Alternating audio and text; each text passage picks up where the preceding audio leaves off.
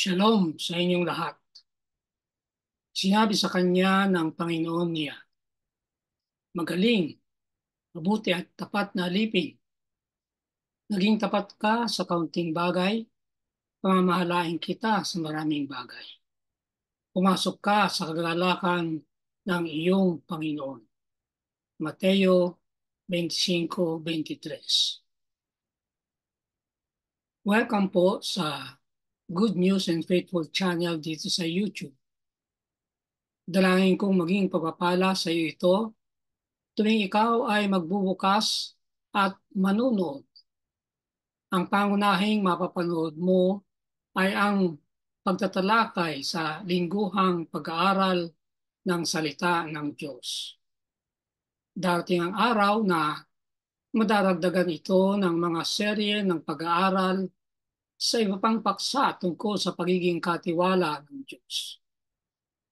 Bakit inilagay ka ng Diyos doon?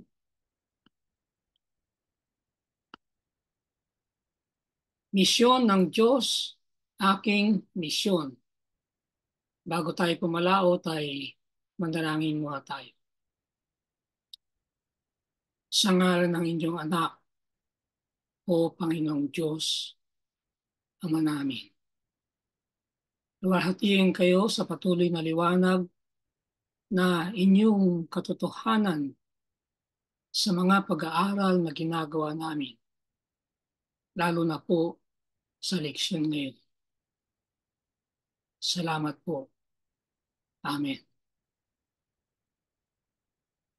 Nasa 12 leksyon na tayo at ang pamagat ay sina Esther at Mordecai. Ang ating susing talata ay Isaias 49:6. Ikaw ay aking ibibigay na pinakailaw sa mga bansa upang ang aking kaligtasan ay makarating hanggang sa dulo ng lupa. Panimulang salita. Naging reyna si Esther. Sa papel na ito, kahit medyo tubili, ay nakaya niyang gawin ng isang malaking bahagi sa kasaysayan ng Biblia. Sa sarili itong kakaibang paraan, nagpapakita ang kwentong ito kung paano ang bayan ng Diyos kahit sa isang banyagang kapaligiran ay makasasaksi para sa katotohanan. Muli ay 3 paghahati ng leksyon. Ang unang bahagi, pinaka-introduksyon ay bihag sa isang banyagang kultura. Sa ikalawa naman, ang pakikibaka ni Esther at Mordecai. At ang ikatlo, ang himala ng Purim. Sa unang bahagi ay titignan natin ang mga panlulupig ng Babylonia at Persia bilang background ng ating pag-aaral.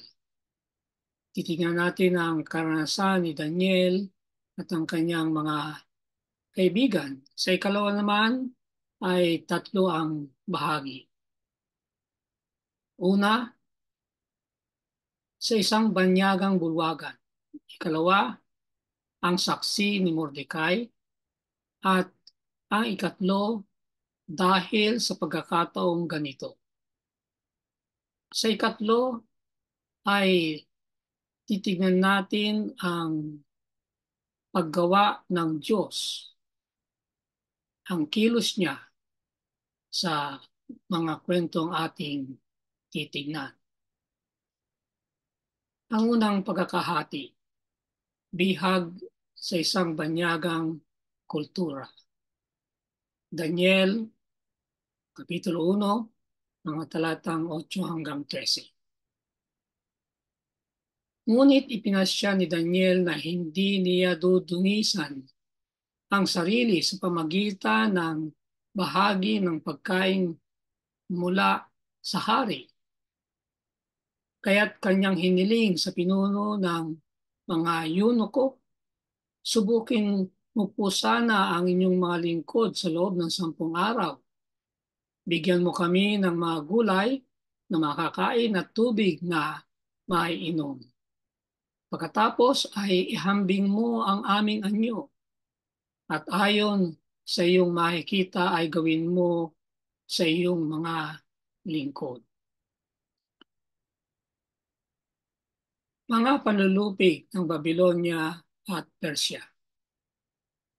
Sa isang bansa kung saan ang mga prinsipyo ng kanilang pananampalataya ay ang mga batas ng lupain, dalawang sitwasyon ito. Ang una ay hindi mahirap ang kanilang buhay sapagkat ang mga batas ng lupain na sinusunod nila ay ayon din sa batas ng kanilang pananampalataya. Bago na ipatapon, ang mga Hudyo ay nabubuhay sa kanilang sariling bayan kung saan ang mga prinsipyo ng kanilang pananampalataya ay nakatago sa batas ng lupain. Ang sistema ng gobyerno noong araw na iyon ay ang tinatawag na theocracy, theocracia o theokratiya, na ang ibig sabihin ay ang naghahari ay ang Diyos. Meron siyang diretsang mga pag-uutos. Kaya nga, theocracy, theo, Diyos. Kaya nga, ang mga batas ng lupain, kahit pa noong panahon ng may mga taong hari, ay ayon sa batas ng Panginoon. Isipin kung gaano kadali na dapat ay nagawa nitong maging matapat sa Diyos. Sa gantong sitwasyon, napakadali ang maging tapat. Ngunit kabaliktaran sa kalakaran ng kasaysayan ng Israel. Bakit kaya? Alamin natin. Ang banal na kasaysayan ay nagpakita sa atin na anumang mga katauhan o kautusan na nangyayari sa lupain kahit kanais-nais sa pananampalataya, ang katapatan ay dapat magmula sa puso, mula sa loob. Kung hindi, ang kasalanan, pagtalikod, at malaking pinsala ay tiyak na susunod. At ito ang nakita natin sa kasaysayan ng Israel.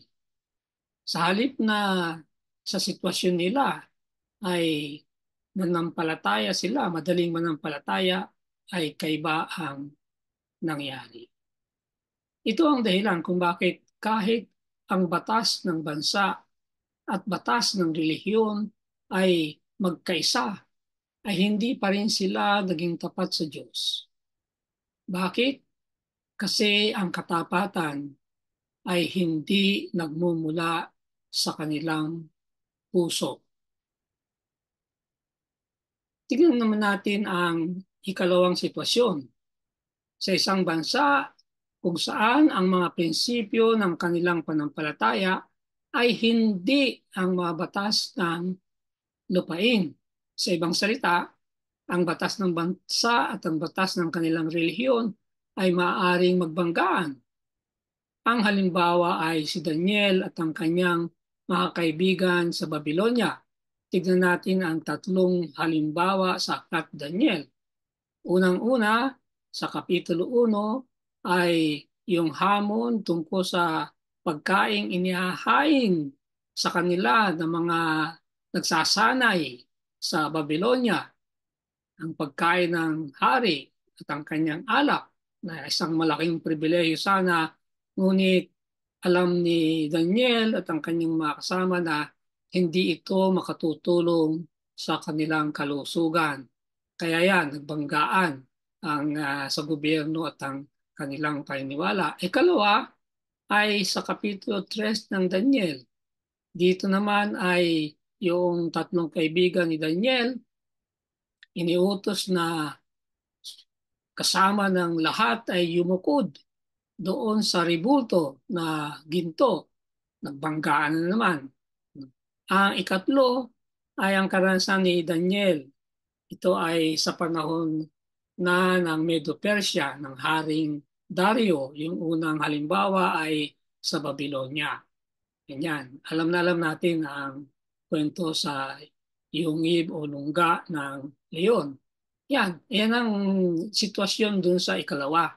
Ano, yung kautusan ng bansa ay sumasalungat sa kautusan ng Diyos. Napakahirap talaga ang pag-iral ng pananampalataya. Ngunit nakita natin na nanatiling nananampalataya, matibay ang panampalataya ng mga kabataang ito. Bakit? Kasi nga ang panampalataya ay nasa puso. Yun ang leksyon sa seksyong ito. Ang mga salaysay na ito, pagamat laging nagtatapos sa masaya, ang ending ng tatlong ito na sitwasyon ay happy ending. Nagpapakita na kahit sa ilalim ng mahihigpit na sitwasyon ang tao ay maaaring manatiling tapat sa Diyos. Bakit? Kasi nga ay dahil ang katapatan nila ay nagmumula sa puso. Napaka-reing leksyon para sa atin. Kinakailangan na ang ating katapatan ay nagmumula sa puso. Pagkaganoon, anuman ang magiging karanasan, sitwasyon, mahalwan o mahirap, ay mananatili ang katapatan. At dapat na sinasanay natin ito ngayon sa gantong sitwasyon, maging tapat tayo kahit na ano ang mangyari sapagkat darating ang araw at malapit na masusubukan ang panampalatayang iyan. Ikalawang pagkakahati, mga pakikibaka ni na Esther at Mordecai. Ang unang pagtatalakay ay sa isang banyagang bulwagan, Esther 2:2 hanggang 8, na magkagayoy sinabi ng malingkod ng hari na naglilingkod sa kanya, magpahanap kayo ng magandang kabataang birhen para sa hari. Noon ay may isang Hudyo sa kabiser ng Susa na ang pangalay Mordecai. Pinalaki niya si Esther na anak na babae ng kanyang amain at ang dalaga ay maganda at kaakit-akit. Nang namatay ang kanyang ama't ina, inampun siya ni Mordecai na parang tunay na anak. Kaya't si Esther ay dinala rin sa palasyo ng hari at inilagay sa pamamahala ni Hegai na tagapag-ingat ng mga babae. Alam natin ang background nito. Nagkaroon ng piging, ang hari, 7 araw. Ang Reyna Basti nagkaroon din ng piging sa mga babae naman. At pinatawag ng ika-7 araw na nung mabigat na ang tama ng hari ay tinatawag si Basti pero hindi siya sumunod. At dahilan dito ay siya tinanggal sa pagiging reyna kaya naghanap sila ng ipapalit. Yan ang background. Kaya tingnan natin ang katayuan nila sa kwentong ito, sa panahon ng kwentong ito. Pagkatapos ng pagbagsak ng Babylonia at ang pagbangon ng Medo-Persia, marami sa mga Hudyo ay bumalik sa kanilang inang bayan. Subalit, hindi lahat ay bumalik. Hindi natin alam kung gaano karami ang naiwan. Bagamat sa himig ng kwento ay marami-rami naman sapagkat kung kakaunti, kakapiranggot ang naiwan ay hindi sila mapapansin. Walang epekto ang kanilang presensya. Ngunit mukhang may epekto ang kanilang presensya kaya nga nagkaroon ng problema, nagkaroon ng pag-uusig. Kaya marami-rami pa rin ang naiiwan. Marahil ang mga naiiwan na ito ay iniisip nila na maraming taon na sila sa Babylonia, komportable na sila roon. Maganda naman ang trato sa kanila, ganyan. Magandang trabaho, ang negosyo. Babalik sila na magpapasimula ulit. Yun ang marahil lang isang dahilan. Nang maupo si Haring Ahasuerus sa trono ng kanyang kaharian na nasa kastili ng Susa, ito pa ang isang sitwasyon. Ano? Ang Haring Ahasuerus, ang tawag sa kanya sa kasaysayan, sa history, ay Xerxes. Dati siyang gobernador ng Babylonia at anak siya ni Darius the First, yung darayo na hari ng panahon ng problema ni Daniel na natapon siya sa yungib ng mga leon. Yun, Darius, yun ang anak siya ng hindi ng anak siya ng hari sapagkat ang asawa ng hari ang nanay ni Ahasuerus o ni Xerxes. Yan. At itong si Ahasuerus ay apo ni Cyrus the Great, ang pinakadakilang uh, hari ng Persia. Yan. Yan ang kaya mahalaga yung talatang 1 at 2. Pumasok siya sa kaharian. Si Reyna Basti ay nawala sa pabor ng hari, nabanggit kitang kanina, na naghanap para sa ibang reyna. Ayaw niya kasing ma-display. Kaya ayaw niya pumunta. Ganyan. Kasi nga naman, mga lasing na yung mga yun eh. Baka mabastos lang siya doon. Kahit pa yung hari ang yun ang kanyang marahil na dahilan. Binasa ko yung mga background nito mula sa mga tala labas sa Biblia at nakakatuwa ang mga nabasa ko tungkol sa reyna ito. Makapangyarihan ito si Reyna Basti. Hindi ito isang ordinaryong babae na naging reyna. No? Meron siyang blue blood. Yan. Kaya nga, nung tinatawag siya, ay mga lasing na kayo, sabi niya siguro. Yun, nagalit ang hari. Siguro napahiya ang hari na hindi sumunod. Yan ang sitwasyon. Si Mordecai bilang isang maharlikang opisyal ay nakaupo sa tarangkahan ng palasyo at naninirahan sa lungsod ng Susa kasama si Esther. Ito pa ang isang background sa sitwasyon. Hindi naman ordinaryong citizen si Mordecai. Ang indikasyon ay nakaupo siya sa tarangkahan papunta sa palasyo. Sa matandang Israel ay makita ninyo na ang mga matatanda sa Israel ay nakaupo sa pintuan ng lungsod at doon nagpupunta ang mga tao para magkonsulta sa kanila sa mga problema nila. Kaya yung pagkakaupo sa may pintuan o tarangkahan ay isang indikasyon niya ng merong posisyon. Dahil dito, babad sa kultura Persiano itong dalawa. Yan. Yan ang indikasyon yan. Nasa city sila. Kung sila ay nasa malayong probinsya, hindi masyadong impluensya ng kultura. Ibig sabihin yan. Nasa city sila at may connection pa sa palasyo. Kaya nga, hindi naman nila may iwasan na ma-impluensya ng kultura. Si Esther ay dinala rin sa palasyo ng hari at nilagay sa pamamahala ni Hegai na tagapag-ingat ng babae. Lahat ng nakuha nilang magagandang dalaga, mga birhen, ay dadaan sa purification rite. 1 taon yan. Ganyan, na dadaan sila. Pagagandahin, ganyan. Uh, Talagang ihahanda para sa hari. Uh, Yun ang makikita natin sa salita ng Biblia.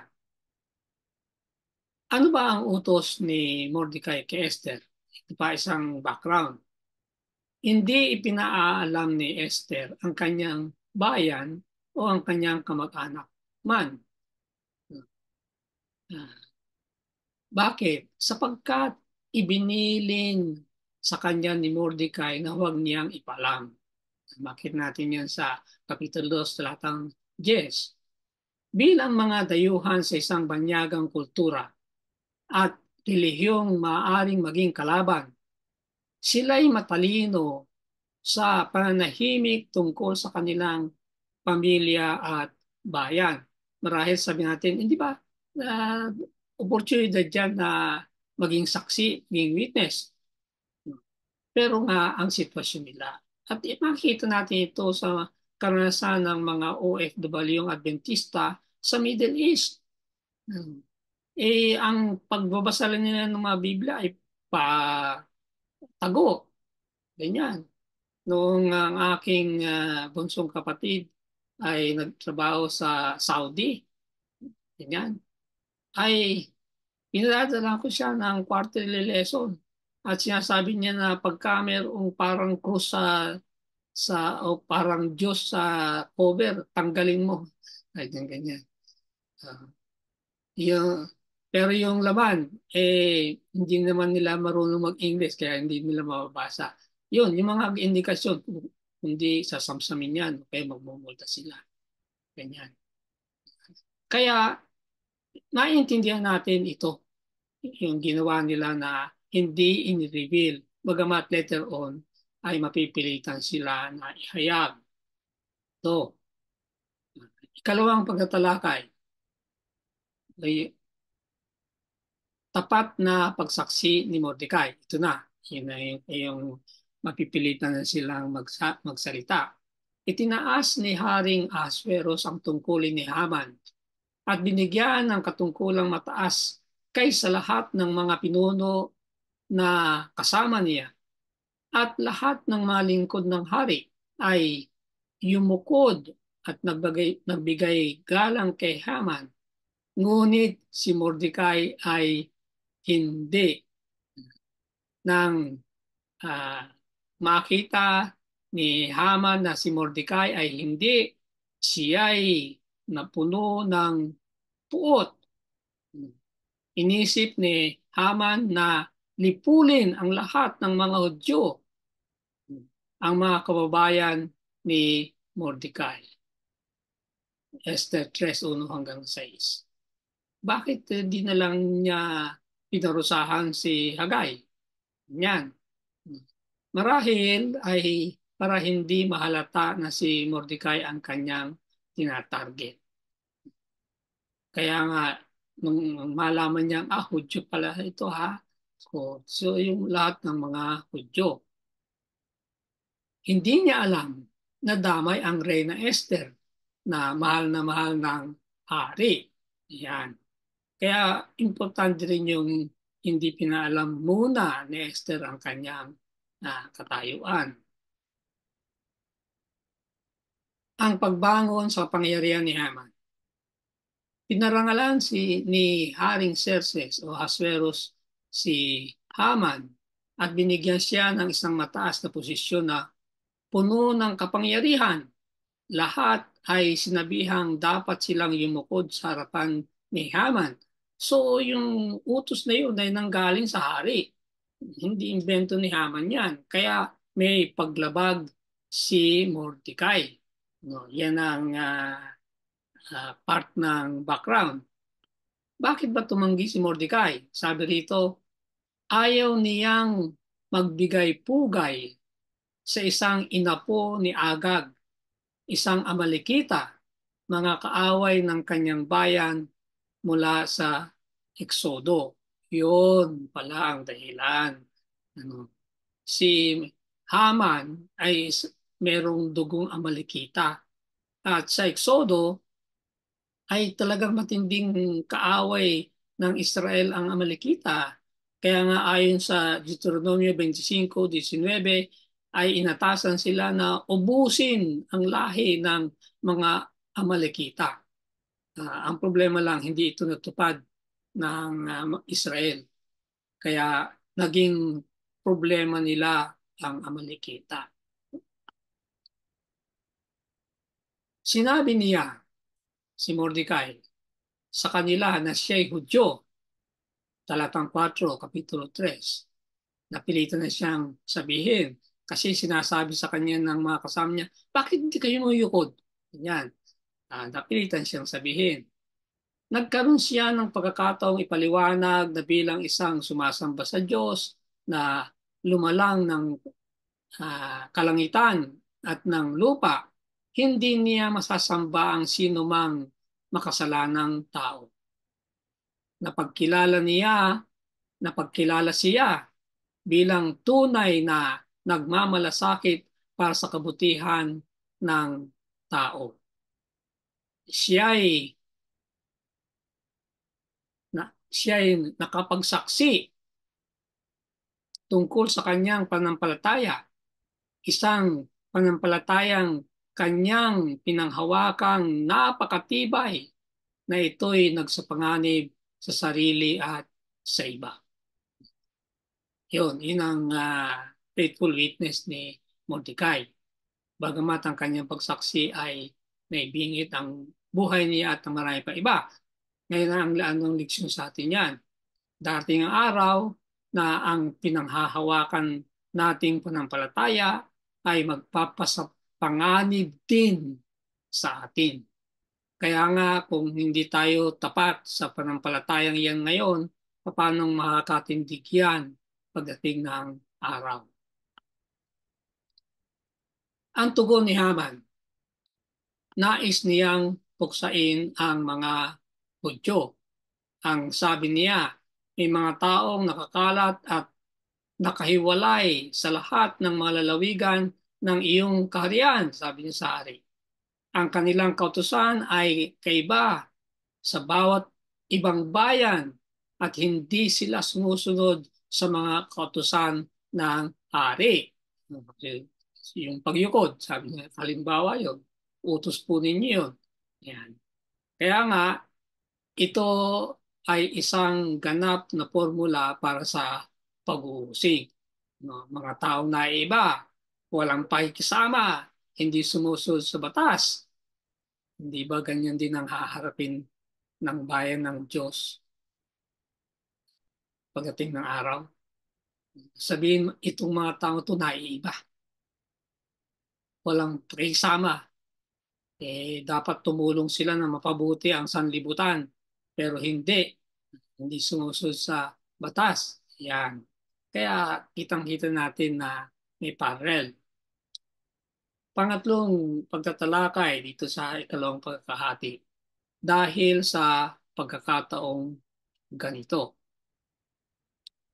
Esther, Kapitulo 4, 13 at 14. Huwag mong isipin na sa palasyo ng hari ay makakatakas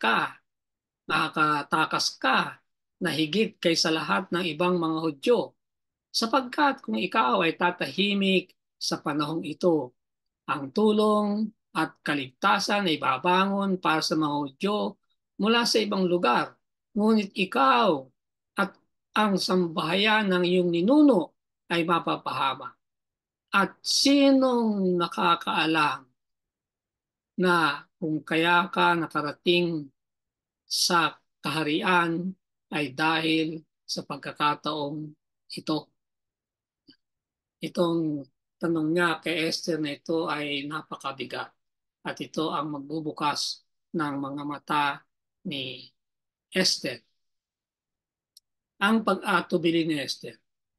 Nang nakipag-ugnayan si Mordecai kay Esther para sa kanyang tulong, siya ay kasal na kay Ahasuerus ng ilang taon. Kung babasahin natin ang kwento, parang napakaigsi na parang hindi kakasal lang nila. No? Hindi. Sinasabi na married na sila for several years. Kaya alam na rin ni Esther ang mga kautusan at batas ng pagharap sa hari. Hindi basta-basta kahit asawa ka. Hindi ka basta-basta. Meron akong uh, napanood na series nung araw tungkol sa mga hari ng matatanda, mga Persian king. Eh, hindi ka basta-basta pupunta sa hari. At meron niyang mga taong sasabihin mo na haharap ka. Ganyan. Hindi basta-basta papasok ka sa kwarto ng hari o sa trono, ganyan. Meron silang protocol. Pero ang dahilan ay sa proteksyon ng hari. Ang sabi rito, may isang batas sa Persya na walang sino man ang makakalapit sa trono ng walang maliwanag na paanyaya mula sa hari. Nasa nasa kwento rin ng paliwanag. Resulta ito ng nabigong plano ng asasinasyon na nabulgar dahil kay Mordecai. Si Mordecai ay nakaupo nga sa pintuan sa tarangkahan ng palasyo ay narinig niya nag-uusap ang dalawa na pinag-uusapan nila ang pagpatay ng hari. Kaya sinabi niya kay Reyna Esther at sinabi rin naman ni Reyna Esther kaya hinuli itong dalawang ito at sila'y binitay. Kaya magmula noon ay naghigpit ang security. Kaya lahat, kahit Reyna, yan. Sino mang hindi magbigay galang sa patakarang ito'y nanganganib sa kamatayan. Ganon sila katindi. Ginigising ng panampalataya ni Mordecai ang panampalataya ni Esther. Basahin ulit natin yung talata kanina. Ngayon naman ay sa bersyon ng Magandang Balita Biblia. Huwag mong aakalaing dahil nakatira ka sa palasyo ay ikaw lamang ang makakaligtas sa lahat ng mga Hudyo. Kapag pinagwalang bahala mo ang pangyayaring ito, tiyak na may magliligtas din sa mga Hudyo, ngunit malilipol ka at ang iyong angkan. Anong malay mo? Baka nga napunta ka riyan para maging kasangkapan sa gantong pagkakataon. Yan. Who knows whether you have come to the kingdom for such a time as this? At yan ang nagbukas ng isipan ni Esther. Ano ang kanyang pasya? Ang panampalataya ni Esther ay nasubukan ng umapila sa kanya si Mordecai sa kanyang pagmamahal para sa kanyang bayan. Ikaw ay humayo, sabi ni Esther, tuntog ang desisyon niya. Tipunin mo ang lahat ng mga Hudyo na matatagpuan sa Susa at ipag-ayuno ninyo ako. Huwag kayong kumain o minom man sa loob ng 3 araw, gabi o araw. Ako at ang aking mga babaeng alalay ay mag-aayuno rin gaya ninyo. Pagkatapos ay pupunta ako sa hari bagaman labag sa batas at kung ako'y mamamatay, ay mamamatay. At ito ang pamosong mga salita ni Esther na hindi malilimutan ng mga nagbabasa ng Biblia. If I perish, I perish. Ano ba ang papel ng panalangin at pag-ayun? Para sa mga Hudyo, sa gayong sitwasyon, ang panalangin ay tiyak na sasamahan ang pag-ayuno. Sa makatwid, ang pag-ayuno ng walang panalangin ay hindi nararapat. Maliban na for health reason, kahit for health reason, dapat may kasamang panalangin sapagkat mahalaga yan Ngayon, sa kabilang dako naman, sa mga matitinding sitwasyon, ang panalangin ay dapat na sinasamahan din ng ayuno. Bagaman sila'y kumilos para sa sarili nilang kapakanan, ang panalangin ay pangunahin sa kanilang tugon. 3 araw at uh, sa 3 araw niyan ay hindi lang sila nanalangin, hindi lang sila nag-aayuno. Ang pag-aayuno ay para hindi sila maabala sa kanilang panalangin. At sa loob ng panahon yan ay panahon din ng paghahanda. Humihingi sila ng gabay ng Panginoon at diyan naghanda si Esther. Diyan niya naisip yung dalawang piging, dalawang party na magkasunod. Kasi alam niyang sasagutin niya yung tanong ano ang kailangan mo na parito ka. Ganyan, dapat ay kara-karaka meron siyang sagot. At ang kanyang sagot ay simpleng-simpleng gusto kong anyayahan kayo sa pagpiging. Napakaganda approach yun eh. Pagkat siyempre ang hari ay bakit lumapit ito? Ganyan, nasa isip niya. May mahalagang hingin to pero napakasimple. Gusto kong anyayahan kayo at si Haman. Okay. So, matulin na po na sila. Nung tinanong na siya sa unang piging, ang aking pong kahilingan ay umaten ulit kayo sa ikalawang piging. Bukas, sasabihin ko sa inyo. Ganon. Ganyang strategy. Lahat yan pinano sa panahon ng 3 araw. Pinano yung piging,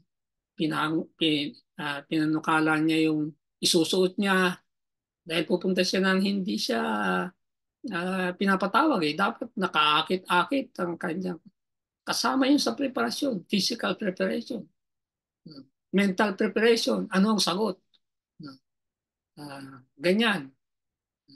At siyempre, spiritual preparation. At yan ay mga paghahanda para sa pagtatagumpay.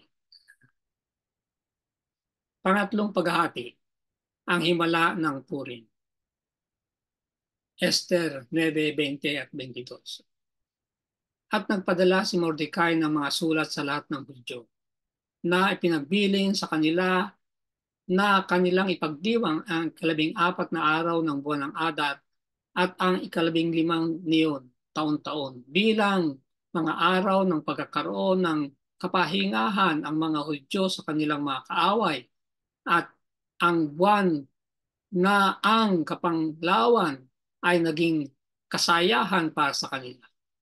Gagawin nila ang mga yon na ang mga araw ng pagsasaya at kagalakan ng mga handog para sa isa't isa at kaloob para sa mga dukha. Iyon ang kapistahan ng Purim. Yan.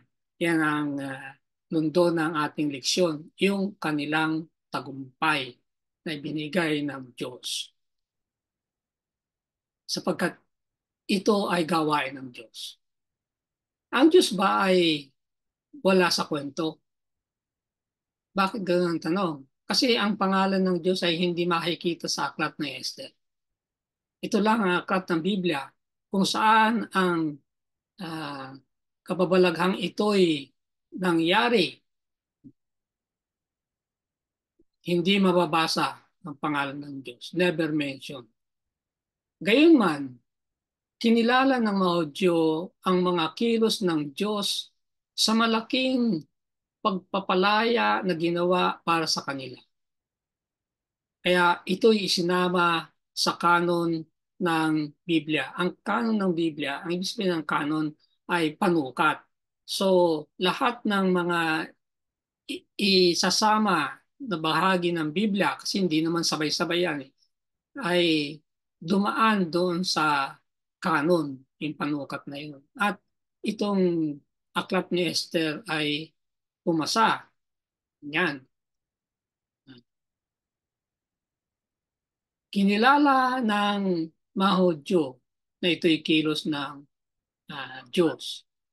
Ang mga kilos ng Diyos ay maaaring kumuha ng itsura ng normal at natural na pangyayari. At kung hindi natin bibigyan ng maingat na pansin ng mga ito, hindi natin mapapansin ang presensya ng Diyos. Ibig sabihin, kahit na sa mga normal o natural, ordinaryong pangyayari sa ating buhay, ay makikita natin ang presensya ng Diyos kapag binigyan natin ng masusing pansin. Kuminsan kasi ay inaasahan lang natin ang presensya ng Diyos sa mga mabibigat na sitwasyon ng buhay. Pero yung pang-araw-araw nating kilos, pang-araw-araw na buhay natin, ang presensya ng Diyos ay makikita at makikita kung ating papansinin. Ang resulta ng pagsisikap ni Esther. Ang batas upang puksain ang mga Hudyo ay hindi binaliktad kasi merong kasabihan na the law of the Medes and the Persians. Pag sinabing the law of the Medes and the Persians, hindi mo mababali yan kung anong naisulat yun. Pati ang hari, hindi niya kayang bawiin yan. Makikita natin yan sa karanasan din ni Daniel, si King Darius. Nalaman niya nung itatapon na si Daniel, sinubukan niya pero hindi niya mababago yung utos. Ganyan. Wala siyang magawa. Yan ang the law of the Medes sa Persia. Kaya, sapagkat hindi maaaring mabago, isang bagong batas ang isinulat. Yan. Nagpapahintulot sa mga Hudyo upang ipagtanggol ang kanilang sarili. Yan ang pansugpo, pangkontra doon sa unang utos na hindi maaaring mabago. Makikita natin yan sa talatang 13 ng Kapitulo 3. May napansin lang ako doon sa paghahambing na yan. Doon sa utos na patayin sila mga Hudyo sa Kapitulo 13 ay may kasama doon na utos. Ano yun? Upang samsamin ang kanilang mga ari-arian. So, yung mga ari-arian ng mga Hudyo sasamsamin. Ganyan. Bahagi yan ng gagawin nila. Ngunit sa utos naman ni Mordecai sa mga Hudyo ay walang ganon. Walang ganon. Katunayan, mababasa natin sa Kapitulo 9, talatang 10, 15 at 16 na 3 beses nababanggitin doon na hindi nila ginalaw ang mga samsam. Opposite no opposite. Ano? Ganun. Ipinakita lamang nila na wala silang interes doon sa mga ari-arian ng mga kanilang pinaslaan. Ang kanila lamang ay pagtanggol ang kanilang sarili. Yan. Napansin ng mga Persyano ang mga kilos ng Diyos sa kapakanan ng mga Hudyo. At marami na mula sa ibang bayan at lupain ay naging mga Hudyo. Ito ang resulta ng effort ni Esther. Ang mga lider ng bayan ng Hudyo ay kinilala ang gawain ng Diyos. Isang taunang kapistahan ng Purim ang ipinagdiwan sa kanilang tagumpay. Kaya hanggang ngayon ay sa Israel ay taunang kanilang pinagdiriwang ang kapistahan ng Purim para alalahanin ang gawa ng Diyos na ito. Huling salita. Sa bawat sambahayan at bawat paaralan, sa bawat magulang, tagapagturo at bata na napakitaan ng liwanag ng Ebanghelyo, pansinin niyo ha, napakitaan ng liwanag ng Ebanghelyo, ay dumarating sa krisis na ito ang katanungang naglagay kay Esther ang reyna sa isang mahalagang krisis sa kasaysayan ng Israel. Ano yun? Sinong nakakaalam na kung kaya ka nakarating sa kaharian ay dahil sa pagkakataong ganito? Yan ang tanong ni Mordecai. Naisip mo na ba kaya ka pinahintulutan ng Diyos na maging reyna ng isang haring pagano na hindi dapat ay dahil kailangan kanya. Alam ng Diyos na darating ito. Kaya malayo pa pinaghandaanan niya. At ikaw ang inilagay niya dyan. Isang mabigat na tanong yan. At sabi ng unang bahagi ng talatang ito ay lahat tayo pinatutungkulan ng tanong na yan. Isang tanong para sa lahat sa atin. Ang tanong ay, alam mo ba kung bakit ka inilagay ng Diyos sa katayuan mo ngayon? Bakit ikaw ay pinahintulutan niyang may kaya sa buhay, mayaman, may dunong nakapag-aral, may mataas na posisyon, may impluensya? Bakit? Bakit? Ikaw ba ay gagamitin mo iyang mga yan sa paglilingkod o sa pagpapakasasa? Yan ang leksyon na gusto kong iwanan sa inyo mula sa pag-aaral na ito. Ang dalangin ko para sa iyo. Sa ngalan ng ating Panginoong Hesus, dalangin ko na ikaw ay nasa lugar na nais ng Diyos, kung saan magagabayan kaniya sa nais niyang gawin mo para sa Kanya, kung saan maluluwalhati mo ang Kanyang pangalan, at kung saan buong saganang pagpapalain Kaniya. Amen. Sumainyo ang Good and Faithful channel dito sa YouTube. Ako'y patuloy na nagpapasalamat sa mga taong tumutulong upang mangyari ito at makarating ito sa kaalaman ng marami pa. Pagpalain nawa sila ng Diyos. Malaki ang iyong magiging bahagi sa ministeryong ito kung ikaw ay magsusubscribe o hindi pa. At kung naging pagpapala ito sa iyo, ay mag-share at mag-like. I-click na rin ang notification bell upang kaagad ay malaman mo kapag may bagong video. Ang PowerPoint presentation ay may da-download mo rin mula sa aking website. Naroon din ang marami pang mga leksyon sa nakaraang higit na 10 taon. Bagamat sa ngayon ay mayroong problema yan na hindi ko pa alam kung paano solusyonan at pinag-aaralan ko pa. Maraming salamat. Magkita tayo sa susunod na linggo.